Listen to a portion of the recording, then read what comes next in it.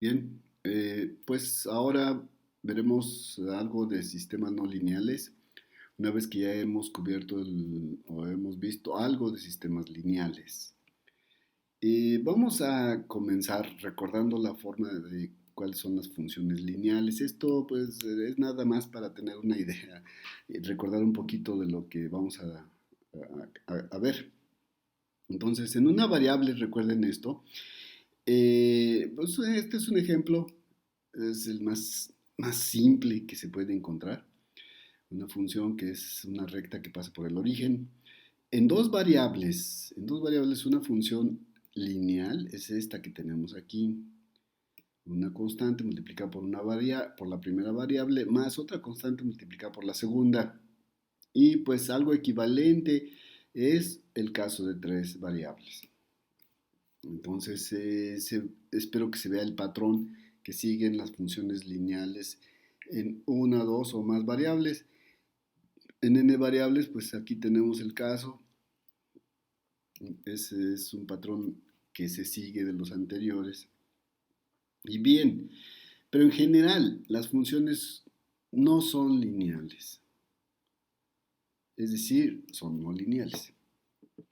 Una función no lineal es la contraposición o la parte contrapuesta de una función que es lineal.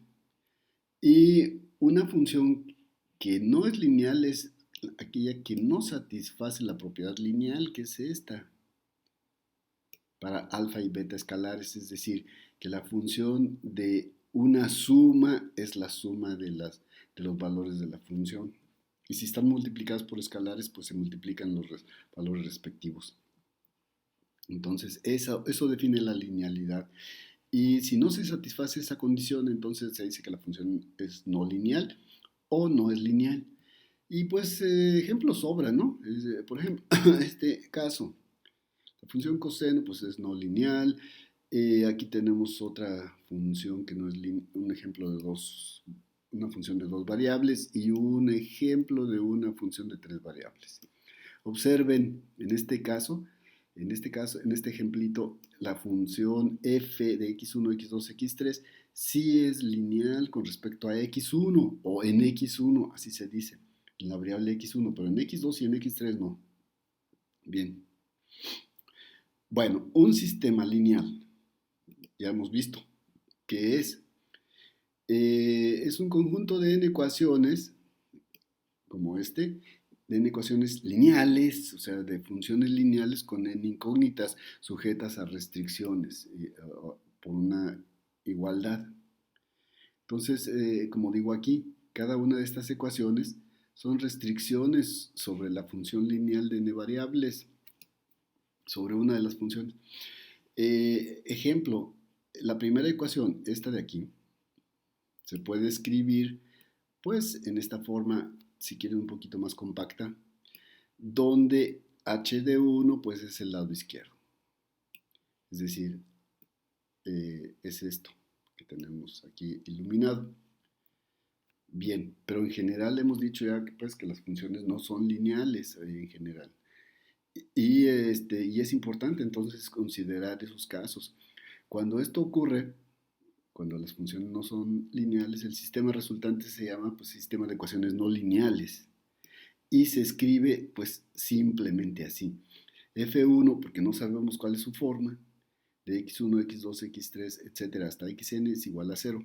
Observen, no se escribe ya igual a algo, ¿no? Esta constante puede pasarse para acá y considerarse parte de la función. Igualmente, para la segunda ecuación, pues tenemos una otra función, que es f2, de las mismas variables igual a 0. Y finalmente tenemos, y así sucesivamente hasta la enésima. Eso es un sistema de ecuaciones no lineales. Pues miren, les voy a dar un ejemplito. Este es un ejemplo pues bastante interesante.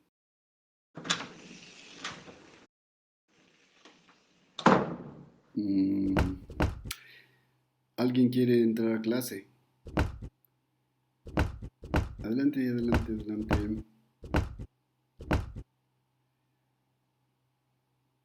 Eh, eh, el Acrobot. Ah, bueno, sí, ya se va, ya se va. Pues ya, pues vamos a continuar. O sea, les estaba diciendo yo que este es un ejemplo bastante interesante, que es el Acrobot. Se parece mucho a un péndulo invertido, solamente que aquí tiene un motor que genera torca. Y bueno, pueden también acá poner otro motor. En fin, esto es un dispositivo robótico bastante interesante, simple, pero es difícil, es no, altamente no lineal. Eh, estas variables son los ángulos que forman los brazos respectivos con respecto a pues, las líneas punteadas que se marcan aquí. Y pues en este ejemplo, no es que lo vayamos a resolver, simplemente lo quiero dar como ejemplo en donde surgen ecuaciones que son, sistemas de ecuaciones que son no lineales.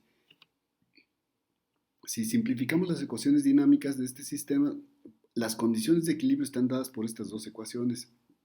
Seno de x1 es este ángulo, más el seno de la suma de los dos, de los dos ángulos es igual a cero. Y el seno de la suma de los dos debe ser igual a la torca que se ejerce en este punto. Eh, Estas son ecuaciones que se pueden resolver. No se requieren métodos numéricos para resolver esto. Si las doy aquí es nada más para ilustrar que tenemos un conjunto de dos ecuaciones con dos incógnitas que son no lineales. No se requiere, estos se pueden resolver bastante sencillo, en forma bastante sencilla, pero bueno, simplemente están como ejemplo y en general este tipo de ecuaciones que surgen en los problemas reales, digamos por así decirles, solamente se pueden resolver con métodos numéricos. Esta es una referencia que doy aquí bastante interesante para quien se quiera, quiera estudiar un poquito el acróbot. Muy bien, vámonos al método de Newton. Este método ya lo hemos visto para el caso de una variable. En el caso de una variable ya lo estudiamos. Y lo vimos en aquel caso, pues como un método que salía, que se basaba en el método de Taylor, en el teorema de Taylor. Y pues ahora igualmente lo vamos a ver así. Nada más que el teorema de Taylor se aplica a una función de varias variables. Y si lo recuerdan, el teorema de Taylor para una función f de varias variables, de n variables, dice así esto, que la función en un vector en este caso, x1, x2, x, en este conjunto de reales, se puede escribir como la función en otro punto de Rn, en otro punto de Rn, más el gradiente de la función evaluado en ese punto. Cuando hable de punto me refiero a un punto en Rn, no a un número. Voy a tratar de hacer diferencia en la manera de hablar. Entonces el gradiente de f en ese vector punto, o sea, este es el producto escalar entre dos vectores, entre este y que es este otro vector, que es la diferencia del vector en donde se está evaluando la función menos el vector inicial, así por llamarlo. Más términos superiores, bastante complicados en cuanto a las derivadas parciales que se refiere, pero los primeros dos términos es el constante y la primera derivada, es decir, el gradiente. Esta expresión se puede escribir en una forma compacta. Vamos a, vamos a acordar, vamos a hacer el acuerdo de escribir a estos elementos como un vector para simplificar la notación, incluso para simplificar la teoría o para meter este problema a una forma teórica adecuada. Entonces le vamos a llamar X y vamos a usar esa notación de letras en negritas para indicar a un vector. Ese es un cambio que vamos a hacer en esta ocasión. Entonces, la función evaluada en ese vector, pues es la función evaluada en otro vector que le vamos a llamar inicial o en cualquier otro, más el gradiente de la función evaluada en ese punto, producto interno, producto escalar con la diferencia con el vector formado por la diferencia del punto donde se está evaluando la función y el punto inicial. Bien, entonces este término, en esta expresión, se puede, pues aquí lo digo, se puede escribir en otra forma, miren, o sea, se puede escribir como ya lo habíamos hecho aquí anteriormente, e indica el producto escalar entre, es lo que acabo de decir, ¿no? Y el vector diferencia. Vamos a tomar, para aclarar esta idea, vamos a tomar solamente dos variables. Vamos a usar la notación que mostramos aquí. Así que para dos variables la cosa se puede escribir más fácilmente.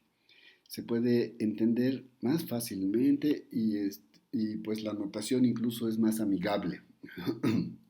Miren, entonces podemos decir f de xy, ese es el equivalente de esto, de esta parte, debe ser igual, es igual a la función evaluada en un punto dado, que le llamamos x, en un punto del plano, en este caso, x0, y0, más la derivada parcial de la función evaluada en ese punto, la derivada parcial con respecto a x, pero evaluada aquí en ese punto, por x menos x0, más la derivada de la función con respecto a y, evaluada en este punto por la diferencia de y menos y0, más términos superiores.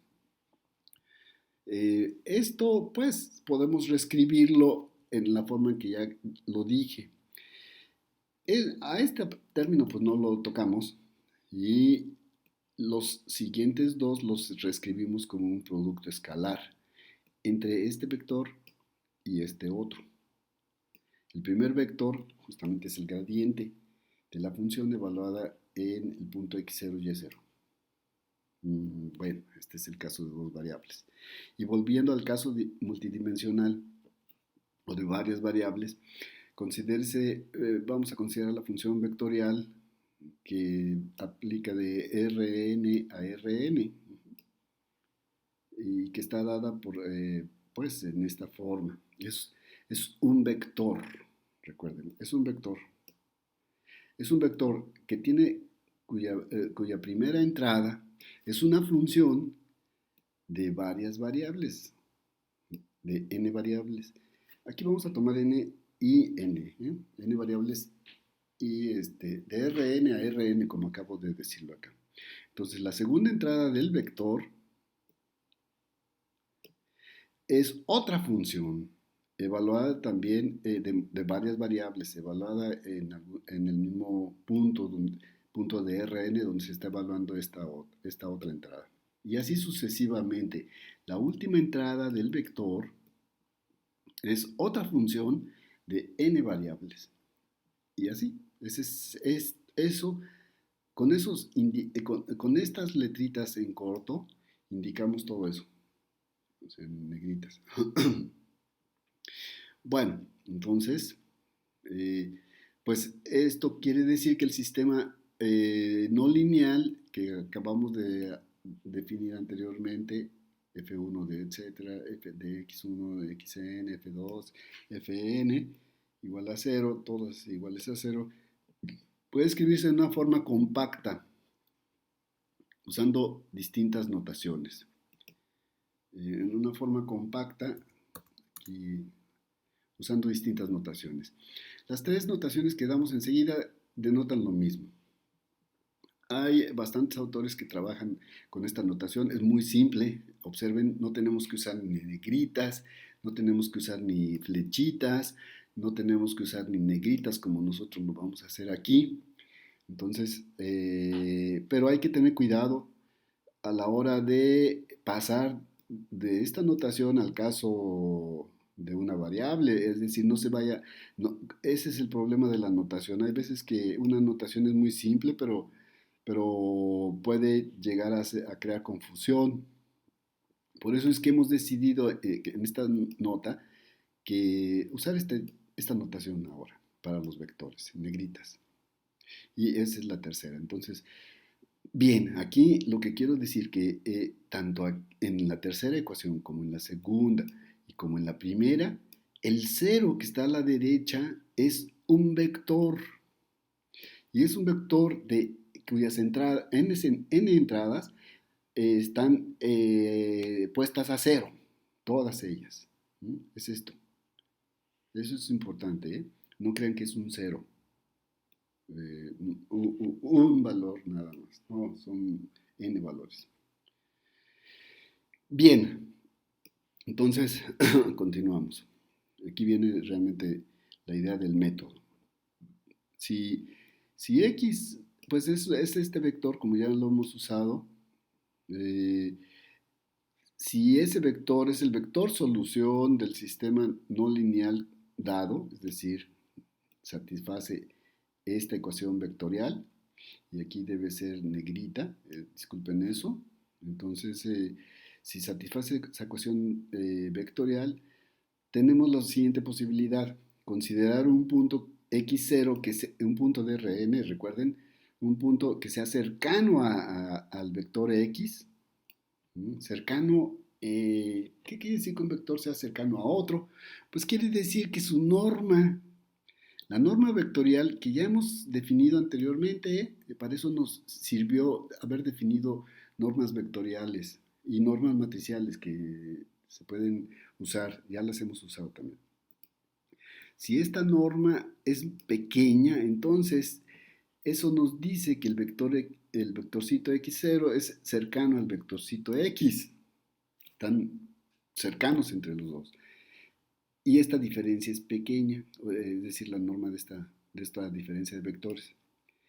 En ese caso, podríamos esperar que se satisfacieran estas ecuaciones en forma aproximada, es decir, que fíjense que este es el desarrollo de Taylor de la primera función, es decir, tenemos la primera función f1 que se puede escribir así.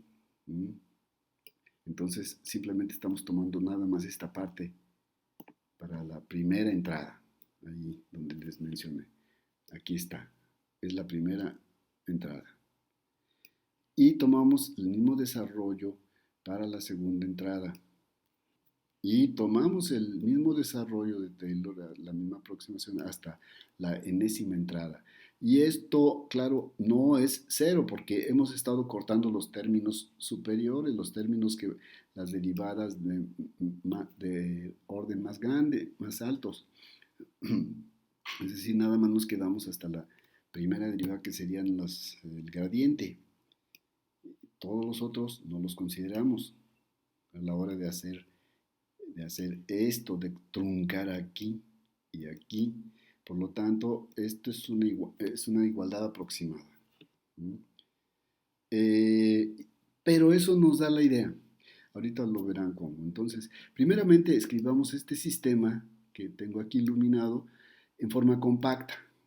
Y en forma compacta se puede escribir así. Esta, esta columna que tenemos formada aquí con la primera entrada F1 en X0, F2 en X0, Fn en X0, corresponde a este vector, F gordita, F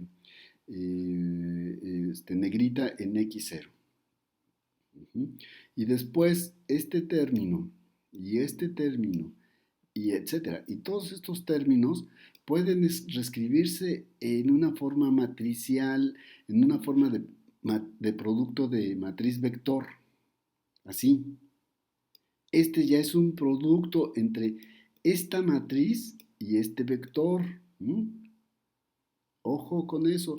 Así que este sistema de ecuaciones podemos reescribirlo en una forma compacta así, como un vector más una matriz que se llama jacobiano o jacobiana, la matriz jacobiana, por esta diferencia de vectores. Aquí lo digo.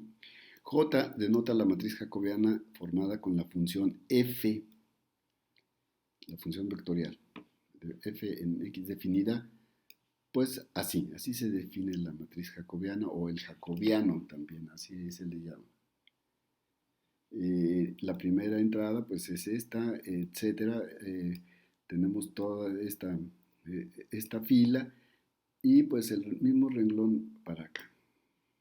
El primer renglón, la primera columna, la segunda columna, etc.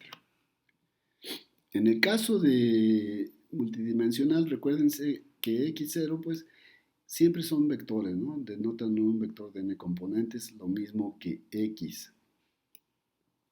Bueno, nuevamente entonces vamos a tomar dos variables nada más para fijar ideas y pues entonces vamos a definir a x0 como AB. En el caso de más variables, x0 pues tiene más entradas. Pero aquí pues tienen dos nada más y vamos a tomarlos como la primera como A y la segunda como B. Así que el sistema que tenemos aquí escrito se describiría en forma ya desplegada así. F1 en AB y abajo F2 en AB y esas dos son las dos entradas de este elemento, de este vector. Después viene parcial de F1 con respecto a X en AB, etcétera, etcétera, etcétera. Y observen que esta suma y después esta otra, ambas pueden escribirse en esta forma matricial de este producto, de matriz, esta matriz por este vector. Bien, pues esta es la matriz jacobiana. Esa es la matriz jacobiana. Eso yo espero que ya también lo hayan cubierto en otros cursos de cálculo vectorial y pues ya deben saber cómo manejar esta matriz. Bien, pues entonces esta es una aplicación de aquello que ya saben ustedes. Regresando nuevamente al caso multidimensional, bueno, entonces volvemos a escribir la ecuación zeta aproximada en esta forma. Pero observen una cosa nueva aquí. Esta ecuación nos sirve para definir un nuevo vector. Esa es la idea del método. Nos sirve para definir un nuevo vector ponemos a través de la igualdad, no de la forma aproximada, a través de la igualdad. Ponemos la igualdad aquí y entonces, por supuesto que este punto que está aquí ya no es la solución del vector, pero será otro, ¿verdad? Que satisfaga la ecuación x1. Bien, y esta ecuación pues define a este nuevo vector si es que el jacobiano es una matriz que no es singular, ya que el vector que acabo de describir, x1, puede encontrarse así, haciendo el álgebra correspondiente en esta ecuación. Esto lo pasamos a la derecha y multiplicamos por la inversa de la matriz y después finalmente lo que tenemos acá para obtener esta ecuación que define a x1. Es decir, de esta ecuación obtenemos esta otra y por lo tanto estamos definiendo a x1, un punto en Rn. Y pues de esa misma manera podemos definir el siguiente, es decir, esta expresión, veámosla en su forma iterativa. Y eso nos dará, entonces partimos de un punto x0, que era digamos, yo ya le había llamado el inicial, o un vector inicial. Con este vector inicial construimos a través de esta ecuación, construimos el primer punto o el primer vector de la sucesión. Después, usando la misma fórmula, sustituimos en la derecha el valor encontrado de x1 para tener ahora x1 menos j a la menos 1, por etcétera. Y restado a x1 nos forma un nuevo vector x2 y así sucesivamente. Y así sucesivamente, de tal manera que este es el método iterativo de Newton, así se le conoce. Y claro, está bien definida siempre y cuando exista esta matriz en todos los casos, si existe la inversa. Pero aún cuando exista la inversa, el método puede no tener convergencia a la solución del sistema. Es decir, esto es una cosa que hay que resolver de manera teórica. Es decir, cuando el método de Newton tiene convergencia a la solución. No lo vamos a hacer aquí, pero lo menciono para que no se crea que cualquier valor inicial va a producir convergencia de este método iterativo, aunque exista la matriz inversa. Y, bien, y por otra parte, déjenme decir, ya también lo habíamos mencionado anteriormente, que cuando hay muchas variables, el cálculo de una inversa, de una matriz inversa es impráctico desde el punto de vista del cálculo numérico. Porque el número el de incógnitas, cuando más grande, entre más grande sea, es menos eficiente el cálculo de la inversa. De hecho, es más eficiente numéricamente, como digo aquí, calcular el vector deseado, el vector, es decir, calcular esto, calcular esto, calcular, etcétera, es decir, ese producto, resolviendo el sistema lineal siguiente, miren, con el método de Gauss. Eh, el método de Gauss nos da una manera más eficiente de encontrar este vector incógnita, porque eso es lo que queremos calcular. Queremos calcular este, que es justamente este producto, para después hacer la diferencia entre el vector xn-1 y el resultado de aquí. Así que esta es la incógnita, y esa incógnita se puede encontrar resolviendo el sistema lineal. Y eso es la manera en la que se procede cuando tenemos muchas incógnitas. Aquí lo escribo como j a la menos 1 porque eso nos permite visualizar el método, nada más. Y de hecho, pues calcularlo para una matriz de 3×3, pues calcular la inversa a veces no es tan complicado y resulta incluso pues competitivo con otros métodos, ¿no? Con el de Gauss, ¿no? De hecho, el método de Gauss nos permite calcular la inversa, como ya lo hemos visto, a través de matrices elementales, ¿no? Cuando existen, ¿no? Bien, entonces, una vez que se obtiene el vector este, calculándolo usualmente a través de la solución de este sistema lineal, hacemos la diferencia para calcular el nuevo vector. ¿Ya? Y así seguimos, y así seguimos. Es decir, esa es la idea del método de Newton. Eh, una observación que no la escribí aquí, pero ahorita la recuerdo, y acabo de decir un sistema lineal. Fíjense, partiendo de un sistema que no es lineal, ¿verdad? Es decir, ese era nuestro problema. Aquí ya linealizamos el problema, pero teníamos un sistema que no era lineal. Aquí está todo esto. Entonces decimos que el método de Newton linealiza el problema no lineal alrededor de un punto, alrededor de la solución. Y si estamos cercanos a la solución del problema, al vector X, pues entonces tendremos seguramente que tendremos convergencia. ¿Qué tan cercanos? Bueno, ese es otro problema. Aquí les doy un algoritmo eh, que lo pueden implementar en algún lenguaje para encontrar la solución de un problema vectorial como este, no lineal.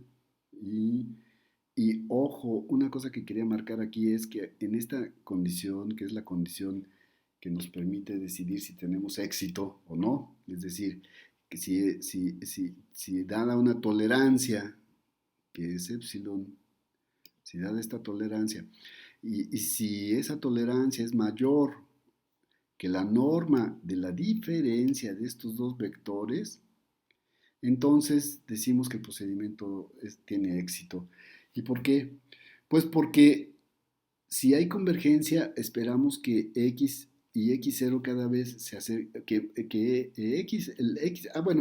es x0 aquí y quién es x? Son las actualizaciones, x es la actualización siempre de x0, miren, y x0 es el punto inicial que damos cuando queremos empezar a calcular cosas. ¿No? Pero, pero aquí lo actualizamos, damos vuelta al algoritmo como lo hicimos en el método de Newton y como en el método de punto fijo hace ya tiempo, y no requerimos más que de estos dos vectores, ¿verdad? Uno viejo y otro nuevo, y aquí cambiamos los papeles y le damos la vuelta.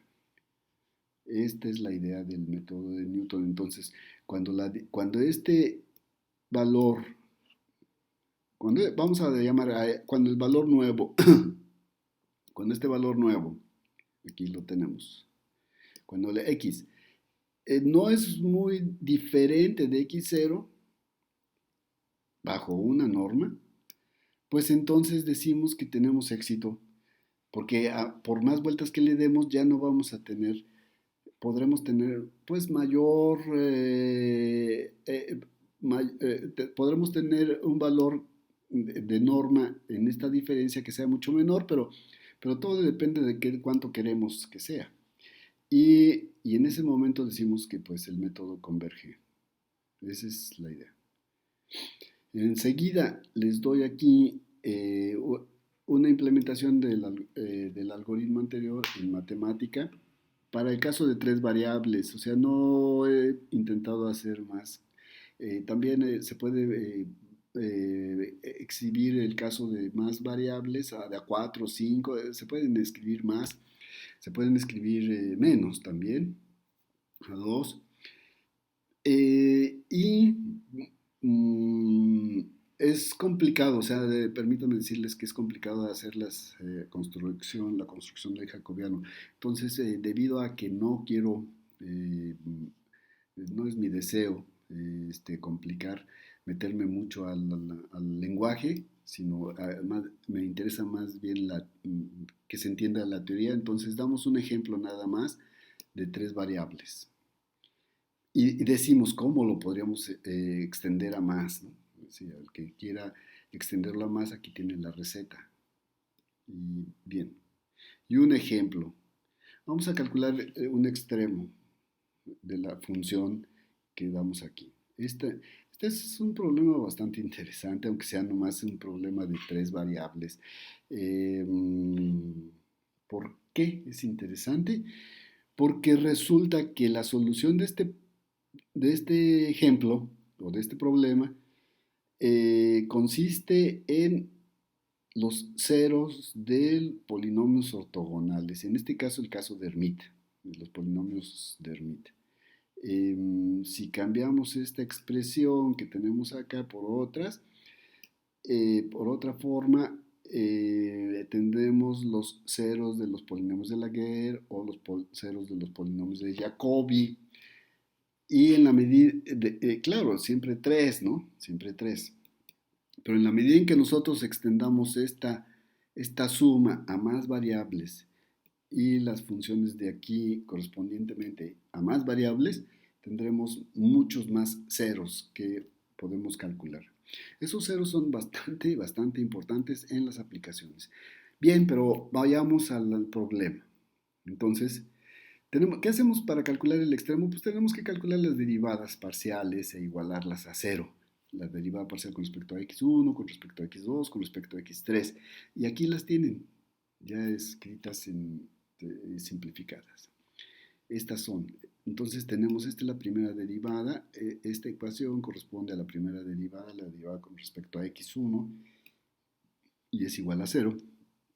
La derivada con respecto a x2 enseguida igual a 0.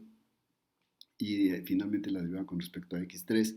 Y por lo tanto tenemos un sistema de tres ecuaciones con tres incógnitas no lineal.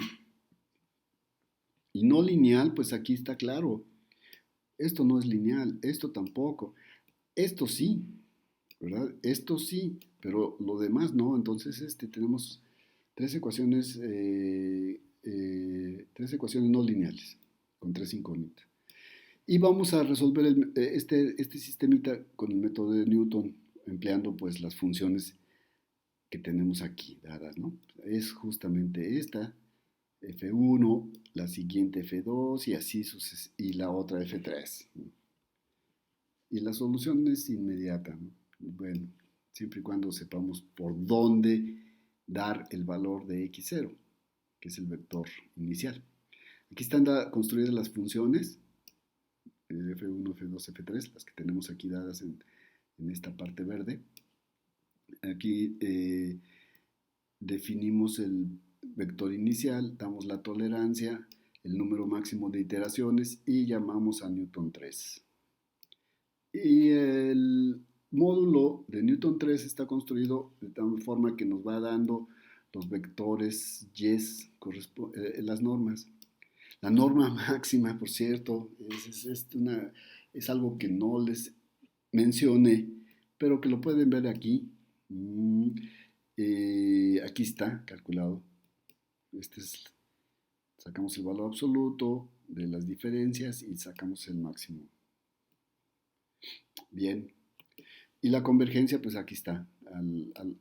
A esta tolerancia. Bien. Bueno, entonces continuamos con el método de punto fijo. Y también eso tiene mucha similitud con el caso de una variable.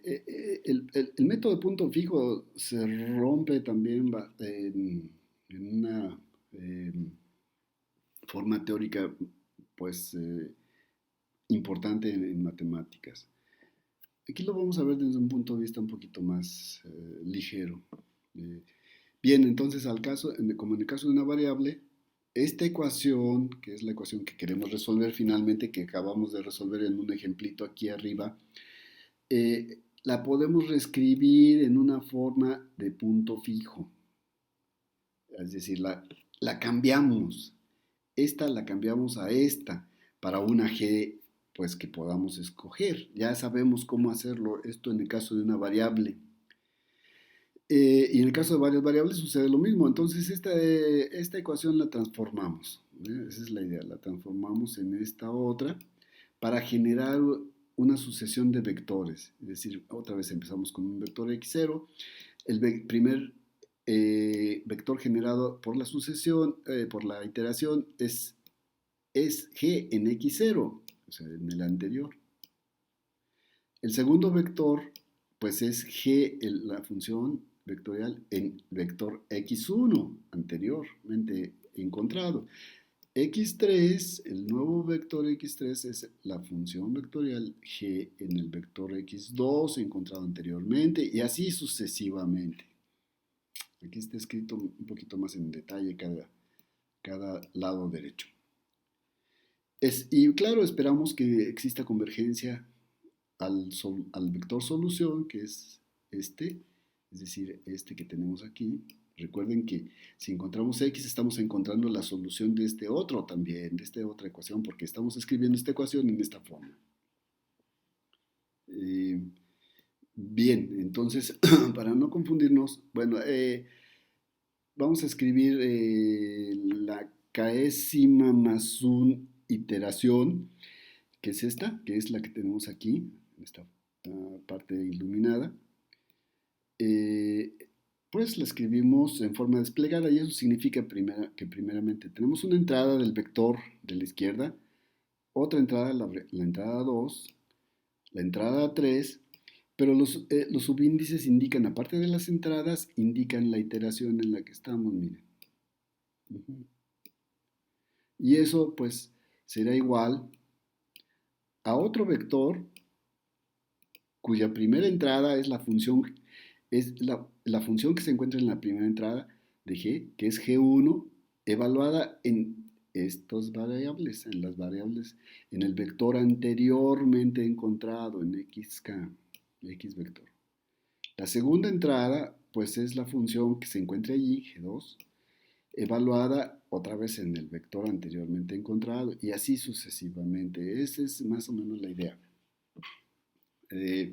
Al igual, bueno, no al igual, pero similarmente a lo que ocurre en el caso de una variable, la existencia, unicidad y convergencia de este método se garantiza si esta función vectorial mapea, que va de Rn a Rn, es continua en un subconjunto cerrado y acotado de Rn que satisfaga, y además que la función satisfaga lo siguiente. que siempre que X esté en ese subconjunto cerrado y acotado, la imagen también esté en R, o G de X también esté en R. Esto era la primera parte, si se acuerdan, en el caso de una variable, era la primera parte para demostrar que existe el punto, al menos uno, un punto fijo. Y la segunda parte que mostraba la unicidad y que servía para mostrar también convergencia está aquí, que los valores absolutos de las derivadas de g de las entradas de la función con respecto a las diferentes variables siempre están acotadas por este valor, es decir, son suficientemente pequeñas. Bueno, pasa esto y con x en r, para todo x en r. Estas son las condiciones. No vamos a demostrar esto, pero bueno, aquí quedan escritas las condiciones con las cuales se pueden mostrar que una función g tiene un punto fijo único y que el método de punto fijo va a tener convergencia. Damos también un módulo que hace el cálculo que hace la iteración, da vueltas, da vueltas, da vueltas hasta que la encuentra. Si es que la encuentra, si es que tenemos una función que satisfaga estas cosas, si no, no. Y bien, pues nada más para tres variables, otra vez.